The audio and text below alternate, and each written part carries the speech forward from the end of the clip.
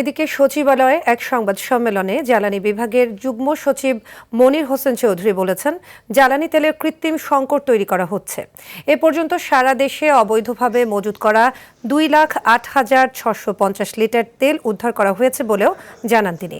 Indonesia থেকে আরও 2 cargo জ্বালানি তেল আসছে জানিয়ে তিনি বলেন, রাশিয়া থেকে পরিশোধিত 6 লাখ টন তেল আনতে নিষেধাজ্ঞা শিথিল চেয়ে যুক্তরাষ্ট্রকে চিঠি দিয়েছে সরকার।